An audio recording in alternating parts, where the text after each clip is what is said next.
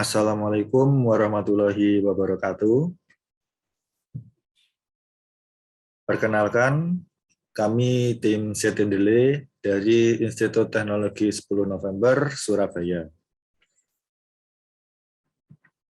Dan inilah anggota dari kelompok kami. Yang pertama adalah saya sendiri, Muhammad Rizal Afan Iriansyah. Dan saya Naf'an Raihan. Lalu saya Lukman Hakim. Kami akan mempresentasikan karya esai dari tim kami yang berjudul Pemanfaatan Beton Ramah Lingkungan Geopolimer berbasis High Calcium Fly Ash, pengganti beton konvensional sebagai inovasi pada struktur dermaga demi menunjang pembangunan infrastruktur maritim di Indonesia.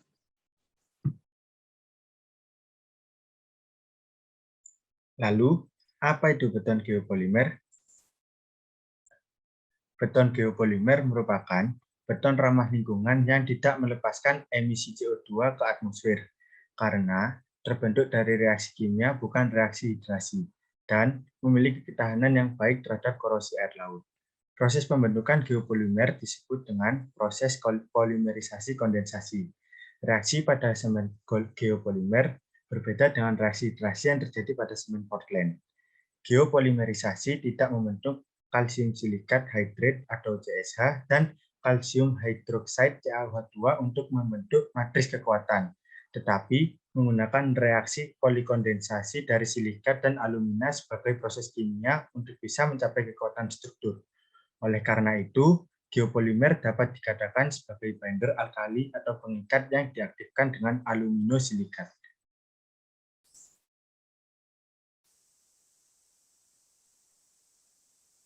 Lalu untuk fly ash merupakan salah satu material pojolan yang berasal dari pembakaran batu bara pada PLTU. Pembakaran batu bara menjadi fly ash dibagi menjadi dua tipe, yaitu tipe C dan tipe F. Tipe C dihasilkan dari batu bara muda atau subbitumen. Fly ash kelas C mengandung CaO lebih besar dari 10% sampai dengan 40%. Sedangkan kelas F umumnya kurang dari 10% CaO. Menurut penelitian yang telah dilakukan, pencampuran fly ash dalam kondisi yang tepat dapat meningkatkan workability dan mengurangi suhu internal, dan juga telah terbukti dapat mengurangi jumlah air yang dibutuhkan.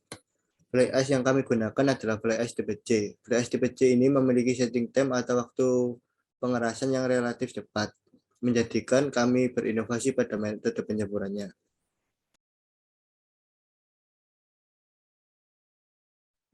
Dan selanjutnya adalah metode pembuatannya.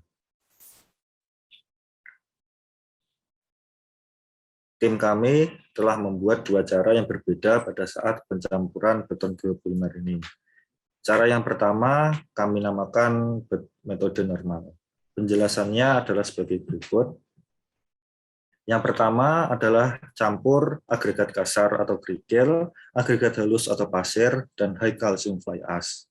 Setelah itu beri campuran agregat tadi dengan larutan alkali.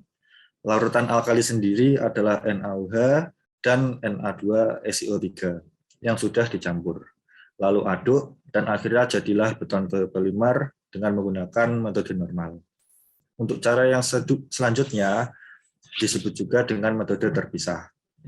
Penjelasannya dari awal campur agregat kasar, agregat halus, dan high calcium fly ash. Kemudian diberi ekstraksi alumina silikat atau bisa disebut juga NaOH. Diaduk terlebih dahulu, barulah diberi akselerator. Akselerator di sini adalah Na2SO3. Lalu diaduk dan jadilah beton geopolimer dengan metode terpisah.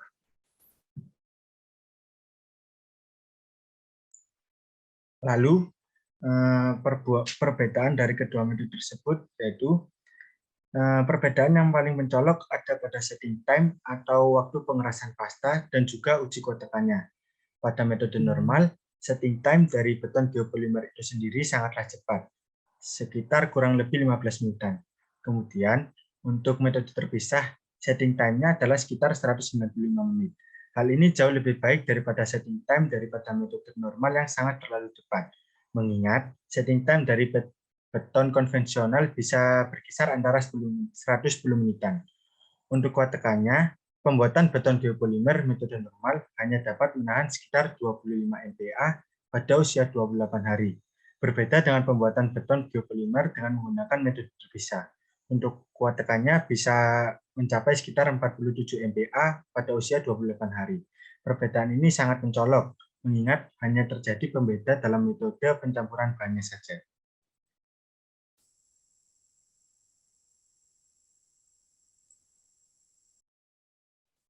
Untuk biaya pembuatannya, harga pengadaan per meter kubik beton konvensional sebesar Rp1.760.000. Sedangkan untuk beton geopolimer biayanya Rp1.747.000. Pemeliharaan struktur beton konvensional dilakukan setiap 8 tahun sekali untuk mencegah kerusakan besar. Sedangkan pemeliharaan struktur beton geopolimer dilakukan setiap 16 tahun sekali. Oleh karena itu, beton geopolimer memiliki keawetan 2 kali lebih baik dibandingkan beton konvensional. Hal tersebut sangatlah berpengaruh pada biaya pemeliharaannya. Pada tabel menunjukkan bahwa biaya pengadaan per meter kubik antara beton geopolimer dengan beton konvensional hampir sama. Dan untuk pemeliharaan beton geopolimer dapat menghemat biaya sekitar 50%, tepatnya 43,9%.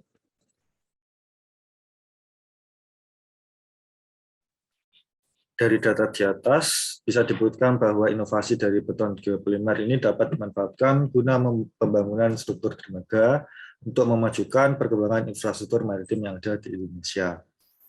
Untuk beton geopolimer ini masih dalam tahap pengembangan untuk metode pencampuran dan kuat tekan beton geopolimer ini digunakan pada struktur dermaga. Dan untuk selanjutnya dapat digunakan pengujian pengaruh air laut terhadap beton geopolimer untuk mengetahui umur layanan beton dalam mengukur beban konstruksi. Terima kasih, kami dari tim Setindele undur diri. Wassalamualaikum warahmatullahi wabarakatuh.